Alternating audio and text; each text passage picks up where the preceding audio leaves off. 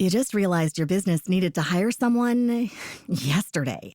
How can you find amazing candidates fast? Easy. Just use Indeed. Stop struggling to get your job post seen on other job sites.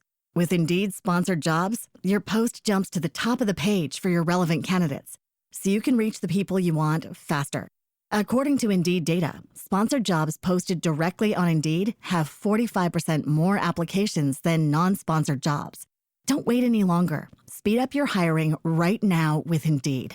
And listeners of this show will get a $75 sponsored job credit to get your jobs more visibility at Indeed.com/kidsandfamily. Just go to Indeed.com/kidsandfamily right now and support our show by saying you heard about Indeed on this podcast.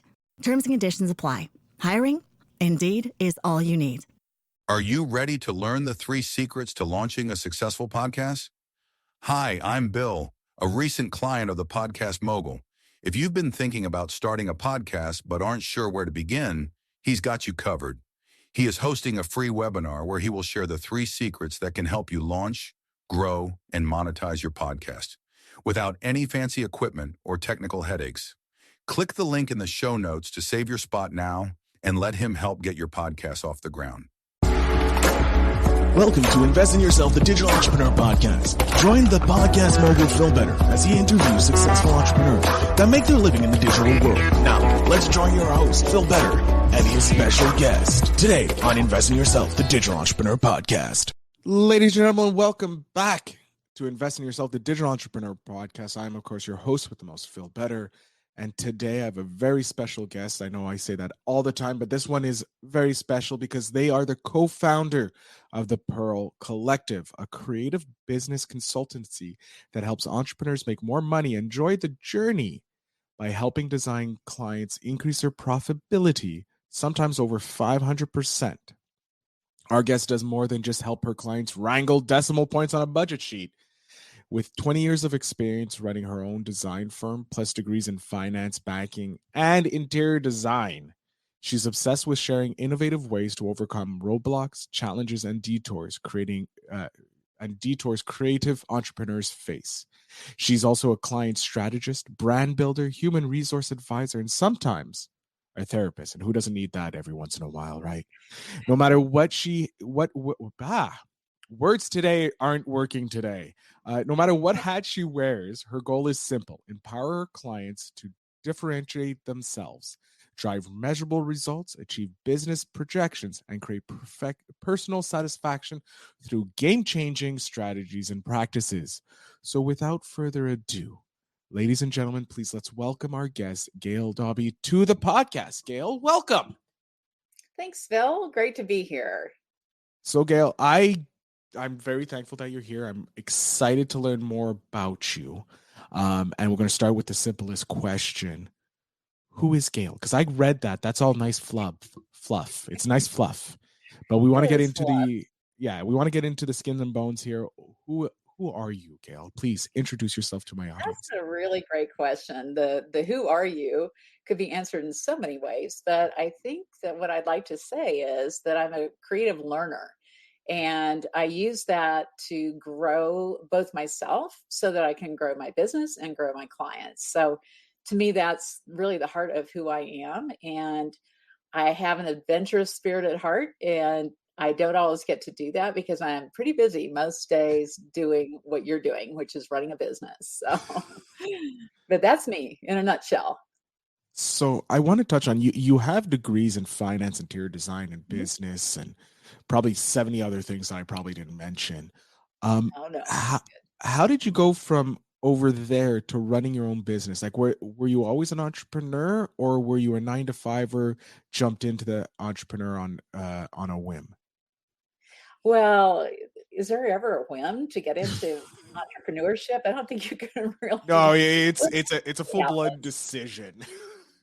Yeah, eventually you have to make a decision one way or the other. Yes, I was 9 to 5. I worked for a Fortune 500 for the first 6+ years outside of my first degree in finance.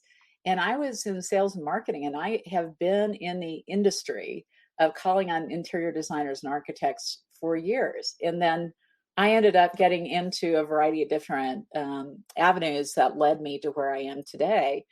And I had friends that were asking me to help them design their homes or shop with them and do different things. So I ended up getting a design degree because I thought, well, why not? Because it looks like that's what I should be doing. So by this time, I'd moved to Denver. This is many years, decades. And I ended up starting my own business. And that was how I got into interior design itself. And I had a team and I was building a good, strong business there. And I know you'll probably lead me to this question, so I'll just jump into it. And that is, why did I switch into more of a digital kind of business? And it really kind of happened just over time, just like getting into design was accidental. And then I ended up getting a degree feeling like I needed to get trained for it. But in terms of getting into the digital, back in 2007, I don't know if you were in business at that time, but I was it was not. kind of, I was just graduating high school. Sorry. oh my God, you're such a Yeah, baby. I'm not that old, but I'm also somewhat young for some people in business. So Oh, I love that. Well, it was 2007, and I started seeing that we were starting to see social media coming into play. We saw Twitter and Facebook, and it was a little bit early for things like Instagram and some of the things we use in our industry. But I saw that there was a trend toward different behaviors from our clients. And there was a point where this young woman that works with me and my co-founder of the company, she and I both said, you know what, let's just do something related to what we're doing, but let's do something that really allows us to build a business around what's important to us. So for her, she wanted to get married and have kids. I wanted to use my finance degree, and because I really enjoyed the business more than I did doing the business. And so I thought, one of the needs is people don't know how to run a business. So why don't we teach them how to run a business? And that's how I ended up here.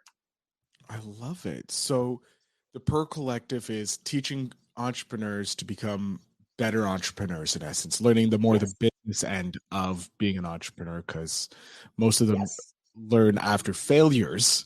Um, and so you help them avoid that. Yes, because I've had my share of near failures. So I think that usually is a trigger for a lot of us.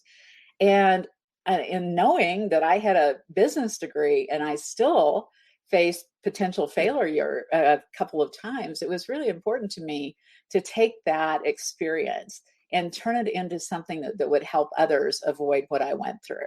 So it was an interesting journey to get to where we are today, and we have a great team, and we are 100% virtual and have been for almost 14 years. We've been in business 15 years, so it's been a long time that we've been in the digital world. So we were a little ahead of the curve on a lot of the things that we were doing, and I certainly have learned a lot for sure.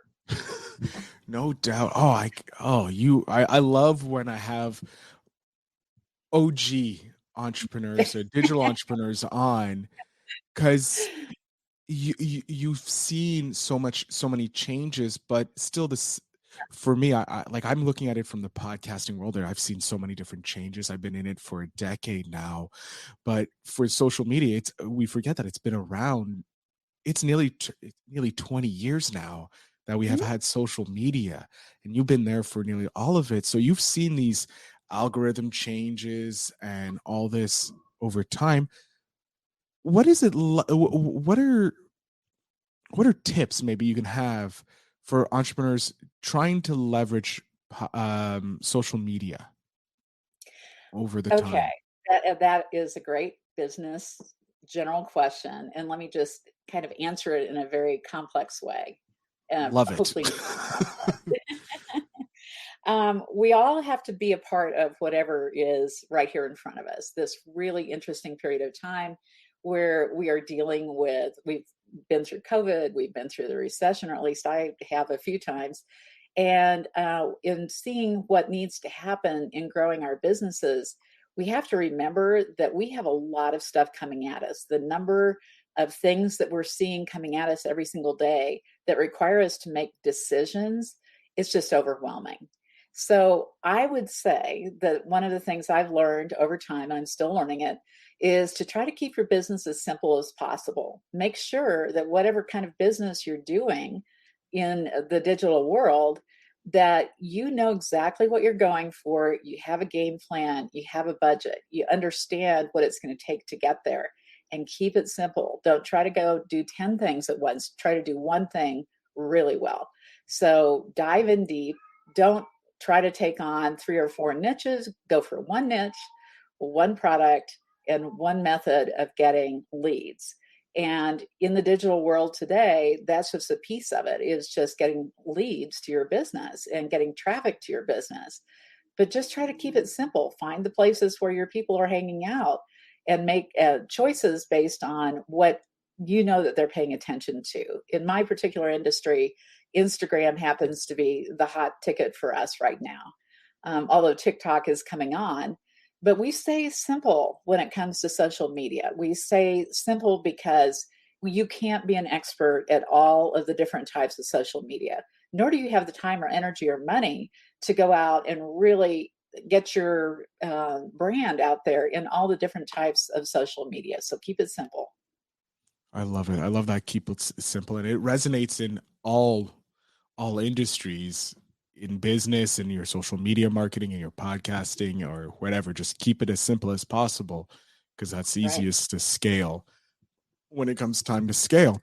Um, with your journey and being in the industry for so long, where do you see with the inventive AI now coming into disrupting everything at once, and not just one industry at a time?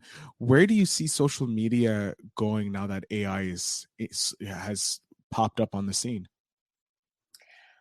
That is a great question too. I'm not totally sure of where it's going to go. And I've been reading about AI for probably 3 or 4 years now, just trying to understand it and where it might be a part of our lives. But you have to look at your industry. How likely is your industry going to be to accept that as a way of doing business?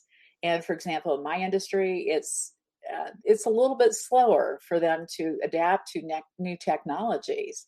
And so when I was breaking all the rules 15 years ago, it took a while to train people to do marketing or do business with us in the way that we were doing business, because it was so unheard of. At that time, designers hardly even knew how to use a computer and a mouse.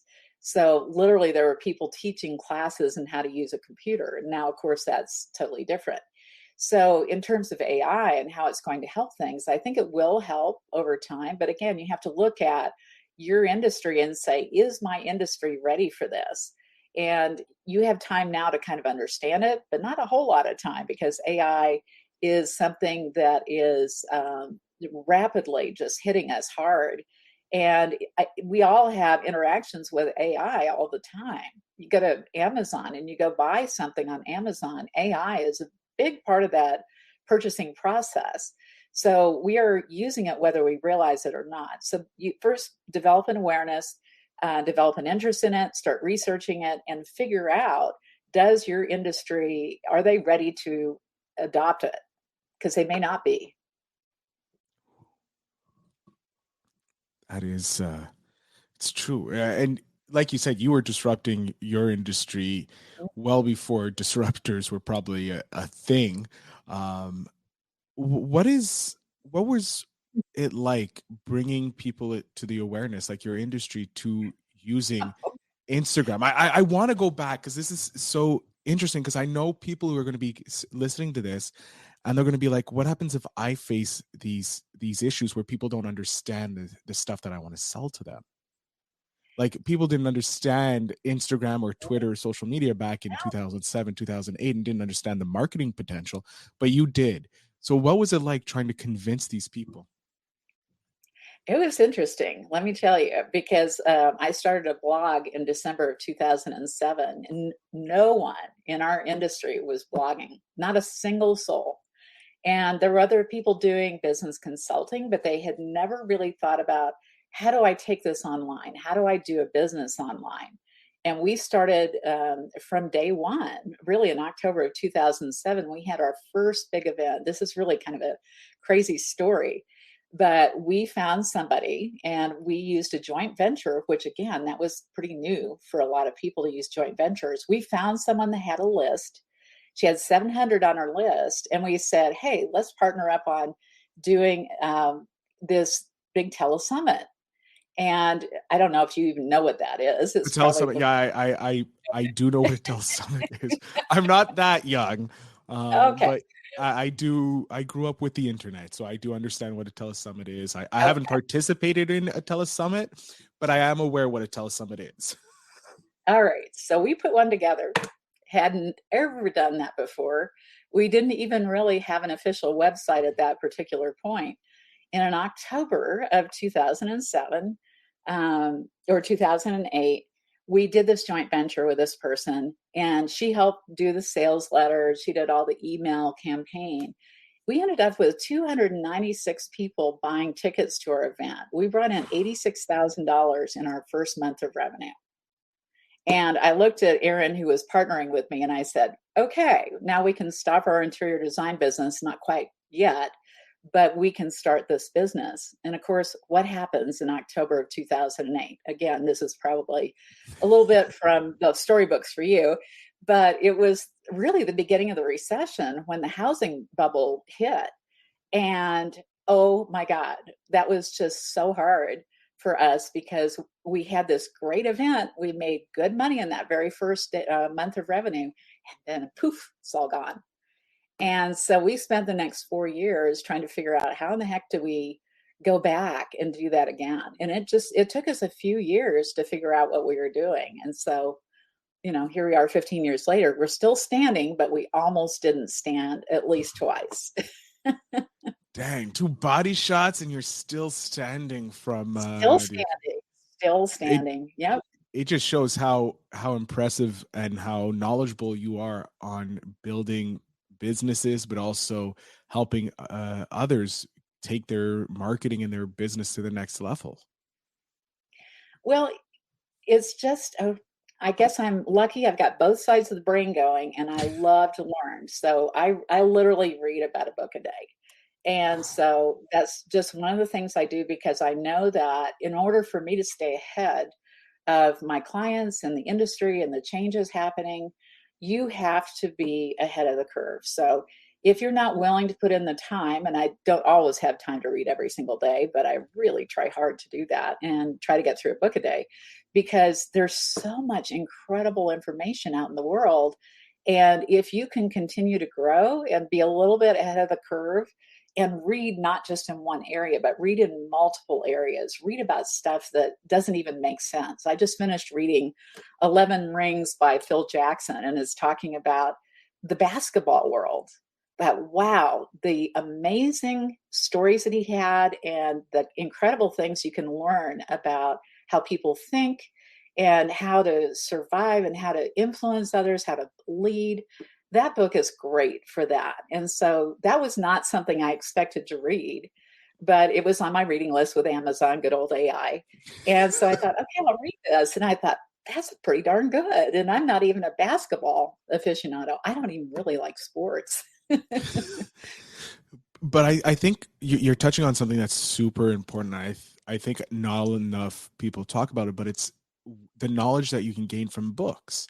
Like, I'm impressed that you read a book a day. I'm struggling at a book a week, and I used to be a voracious reader when I was younger. Like, I finished the Harry Potter book in like 4 hours. The one I remember that, one of the thicker ones, 4 hours, just finished that book. My parents were furious with me because they're like, that was supposed to last you the month. Well, But darn. anyway, well, it lasted 4 hours. I want to know, where do you find the time in your day? Do you schedule specific times just to sit down and read? Yes, I absolutely do. So I get up early. I have a cat that wakes me up early every day. And I don't have a choice. Might as well get up. I go exercise. And then I usually just shower, get ready for the day, get dressed. And I sit down and read for at least an hour a day. And sometimes about 8 o'clock at night, I'll read for another hour to 2 hours. And what is so fun about this for me is that, of course, my clients are big readers too. I get lists of books, and I literally have Amazon coming to my house all the time. My husband says, "What in the world are you doing?" And I have stacks of books. But what I have found is this, and this is a really interesting fact that might be interesting to your listeners, that if you find someone who is really an expert in a field, they've probably spent 15 years or more researching in that field, understanding that field, spending a lot of time in the trenches. And if you can read that book in a day or 2 days, you have just absorbed 15 years of experience and knowledge in one day. So, isn't that crazy? That I never thought of it that way, but Yeah. it's so true. Well, guess what? What if you read 5 books on the same topic in a row and you have different perspectives, and then all of a sudden your brain starts gluing all these little disparate little points together, connects these dots in really interesting ways, and then you've got 75 years of knowledge within, you could do that in a week. Wow. Think about that. Doesn't that blow your mind? I can't think of questions. I'm just like, okay, I need to start doing this more. It's your Did it take? shortcut. It's a heck of a shortcut, and like I say that about podcasts, like because you get an hour, sometimes 30 minutes of a mastermind. Like this last 2 minutes or 5 minutes to where you just spoke, that is a golden knowledge, and like the tips from before. And Jesus, there's so much gold in this episode. I love it. I can't wait to listen back to it. Um, I do want to focus a little bit more on you, because you're very successful in what you've done, and what you've been able to help your clients get and accomplish. Was there a moment that you were able to reach a goal or a dream or a bucket list item that you were able to cross off, and you look back and you're like, this is why I do what I do. This is why I started the Pearl Collective. I say that almost every day. And I am so fortunate because I work with hundreds of entrepreneurs, and I've built an incredible team. My team is amazing, and they've been with me for years. Like my second in command has been with me. She's going on her 18th year with me. We started in the interior design business, and we ended up doing this, and neither of us had a training for it, but we started doing it.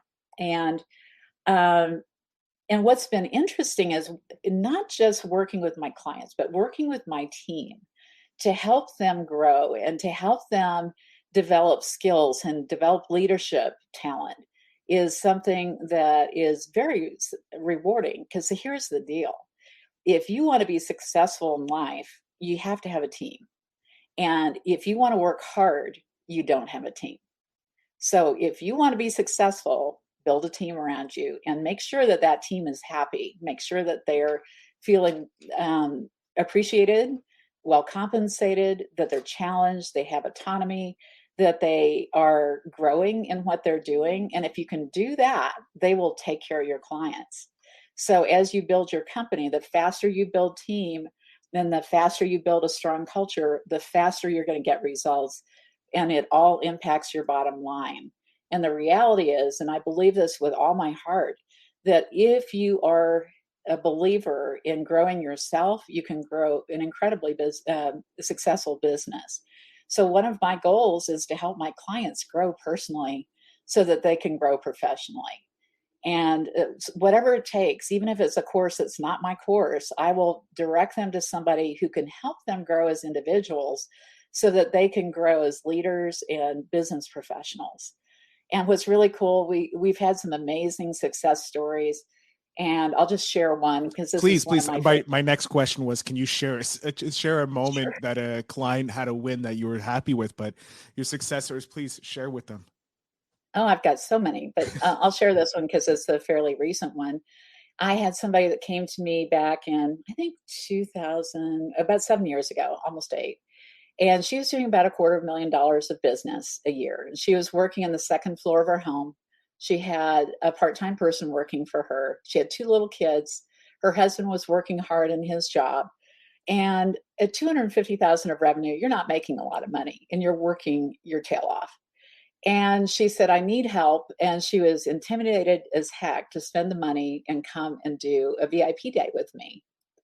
So she did her first VIP day. And today she is running somewhere in the neighborhood of $4 million in her revenue. And what's even more incredible is that she started building out product lines. She is expanding. We've helped her build a leadership team.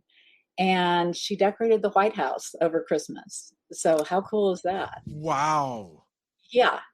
Wow. If that's not a success story, I don't know what is. My God. Started in 2007 with you. Now is doing like 7 years ago. 7 years ago. Sorry, started 7 years ago, doing just shy of $250,000. Then 7 years later, doing 4 million, probably 4 million plus at this point, and had the opportunity to decorate the White House over Christmas. See, those just by themselves, huge wins. Combined, that's a massive win for you, Mike. Not just for you, but for your client. Obviously, for your client, huge, massive win. But that's a huge success story for you, and it shows the power of what you're doing. You know what's really cool about it too is that her husband, a couple of years ago, during the COVID period, left his business or the job he had and started his own business. And he was able to do that. And I have to share one more story because this was so cool. Share away, please. Just know that this is your podcast. I'm just the dude who drives the train.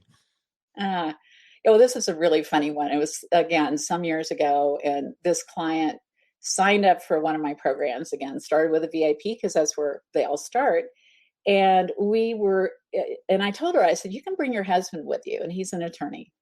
So he came and he's listening, and there are times that people are going through this day with me and they are in tears because we hit so many deep chords in their life, because it's very personal running your own business, and it's very scary and it's stressful, and you need somebody who understands your journey to be able to be there for you and support you. So her husband's sitting here listening to me talking about some things, and I was talking to him about productivity of the team and the numbers that it requires for you to be successful financially, because I do financial models for people, like a 3-year financial model. And so all of a sudden he just jumps up and he says, oh my God, I knew I was right. And I kind of looked at him and I looked at Leanne and I said, okay, so what did you know was right? He said, I've been telling my law firm for years that they needed to be paying attention to productivity, and they won't listen to me. So he leaves the room. We don't see him again until dinner time. And then I saw her 6 weeks later, and we were at an event that I was hosting at our big High Point Market, which is our furniture show. She walks up about this far in front of my face and she said, you started a law firm. And I'm sitting there going, huh? What are you talking about? And she said, yep. He went back. He talked to the owners of the company. They wouldn't make any changes. He said, fine, I'll go out and start my own business. He now has 2 locations. These 2 are kicking butt. And it is so cool to watch that. And I've got so many other stories like that. It's just the craziest. But I love it because so many of the spouses come thinking, oh, this is going to be boring. I'm not going to have anything to do. I'm not going to like it. But guess what? We have seen more of them join their wives' businesses or husbands' businesses because all of a sudden they see that this is a business where you can really make a great living and build your wealth. So anyway, like I said, I could go on for hours telling you stories. I love it because it just reinforces that I'm picking the right entrepreneurs to come on my podcast because they have amazing stories like that. So for me, it validates that I'm doing something right, but also it gives the listeners something like, hey, like wins like this are possible. Like working with you is possible, and you can achieve your dreams. Because like, how many lawyers are now listening, going, yeah, I've been telling my law firm that. Oh wait, Gail knows this, or like I can do it. Yeah, maybe I can start my law firm and do everything I need to, like giving that spark so that they can go out on their own and do what they can. I love it. I love hearing these wins from my entrepreneurial guests because it reinforces how awesome being an entrepreneur is, because you get to see these wins, the life-changing wins that you get to do. Plus, you get to take credence. You created a law firm. Congratulations. Well, yes, I've even helped somebody who has his own business selling microscopes, and it was the same thing. I ended up coaching him in his wife's sessions. So I said, "Do you mind if I coach him? I'd be happy to do that." So, and they are another incredible story. So anyway, I could just I love go that. I telling all love the that. stories. Oh, you should have your own podcast telling these stories. But anyways, you do. Oh, of course you do. Of course you do. What am I getting? All right. So we are coming to the end of the episode, which I really, really despise. But we have to be committed to these time frames. So, Gail, I'm going to ask you the spark question of the show. As my audience knows, it comes from Yes Theory, an amazing organization to help you seek discomfort. So I highly suggest you go check it out. There's over 150 questions that I'm not asking because they don't relate to entrepreneurialism. But here we go. If you could look into the future, what would you want to know? If I could look into the future, know what I want to know. Well, I would probably want to know my expiration date. Okay. Here's why. One of the books I read this week, and it was talking about the 4,000 weeks. And we have, if you hit 80, you're going to have 4,000 weeks or so on the planet. So I'd like to know my expiration date so I can get my game plan together and get it all dialed in so I can figure out what I'm doing, because I like to plan. I like that. That's an interesting answer to just so I can plan to it. Not how I just tell me when, so I know I can get everything in order. So when it comes to it, I'm like, all right, let's go. Bet we're good. Yep, I've done my thing. I haven't. I'm not going to regret anything. I will have done all the things I intended to do, and I will have made my contribution to the world, whatever small amount it's going to be. I will know, and I will get it done. Oh, I can already tell you've already done massive changes. If yeah. Just two of those stories are come true, you've created legacy wealth probably as well by teaching them this, and they're going to teach their kids and so forth and so forth. So, Gail, with that said, I'm going to jump off screen. I'm going to let you have the last little bit. Please let my audience know where they can follow you, where they can work with you, because obviously just those two success stories already wants me to work with you. So the floor is yours. Okay. Thank you, Phil. It was a pleasure being on your show today. So for all of you who are entrepreneurs, I'm not here to sell you on myself. It's really to sell you on yourself, because what matters is what you believe in yourself. And if you are really determined to establish an incredible business, all you need to work on is yourself, and put a plan together, and make sure that you find people along the way to work with you and treat them well. And also look for coaches and consultants who can help you along your journey. And whether it's me or someone else, find somebody that fits you and that can lead you along the path to the success that you want, because you are worthy of it.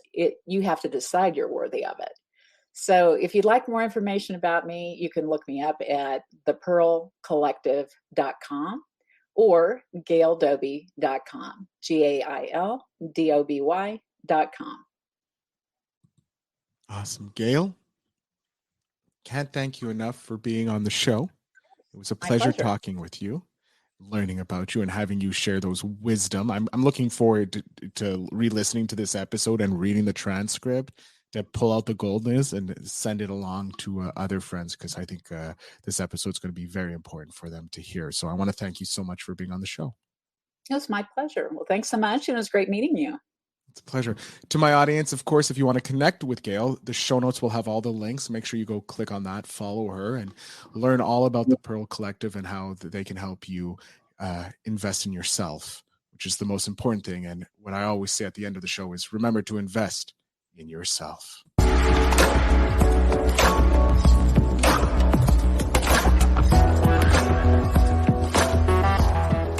Thanks for tuning in. Now it's time to take the next step. When you're ready to dive deeper into how to launch, grow, and monetize your podcast, Phil's got something special for you. Join him for a free webinar where he'll reveal the 3 secrets that have helped countless entrepreneurs succeed in podcasting. Click the link in the show notes to save your spot, and let's turn your podcasting dreams into reality. You just realized your business needed to hire someone yesterday. How can you find amazing candidates fast? Easy. Just use Indeed. Stop struggling to get your job post seen on other job sites. With Indeed sponsored jobs, your post jumps to the top of the page for your relevant candidates, so you can reach the people you want faster. According to Indeed data, sponsored jobs posted directly on Indeed have 45% more applications than non-sponsored jobs. Don't wait any longer. Speed up your hiring right now with Indeed. And listeners of this show will get a $75 sponsored job credit to get your jobs more visibility at Indeed.com/kidsandfamily. Just go to Indeed.com/kidsandfamily right now and support our show by saying you heard about Indeed on this podcast. Terms and conditions apply. Hiring? Indeed is all you need.